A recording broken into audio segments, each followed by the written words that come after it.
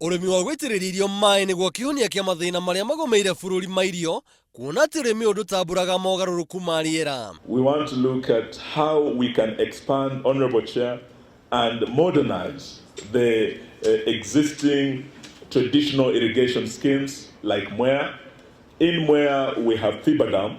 Honorable Chair, I think one of the major projects that you will be launching very soon is the Thiiba Dam. Harĩ kahinda ka mwaka ũmwe mũku thirikari na mũbango wa gwaka ndemu nyingĩ na ihenya ũrĩa kwahoteka, na ĩmwe ya ndemu ici nĩ ya Thiiba ĩrĩa gũkorwo ĩrĩ ũguni mũnene makiria kũrĩ arimi a mucere mũgũnda-inĩ wa Mwea. And we believe once we build Thiiba Dam, we will be able to expand the Mwea irrigation scheme by almost 20,000 acres.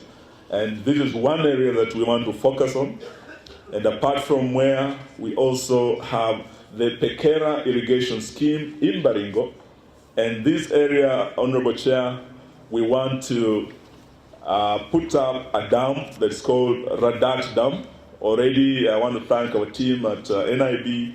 Gucokereria kwa urimi wa mbamba no mamwe ma maria mari mubango-ini wa thirikari kuringana na Minister Eugine Wamalwa akiuga atiriri iganda cia nguo ciracokereria hena bata urimi uyu uthingatwo. We want to encourage Kenyan farmers to diversify so that we can yet again grow cotton, we can yet again get our cotton ginneries like the Malaba Malakisi cotton ginneries working again, Mulwanda cotton ginneries in Ukambani and other areas. Mĩario ĩno yaririo nĩ Minister Wamalwa igongona-inĩ rĩa kũrugũria bodi njerũ ya rũhonge rwa kũhe mĩmera maĩ.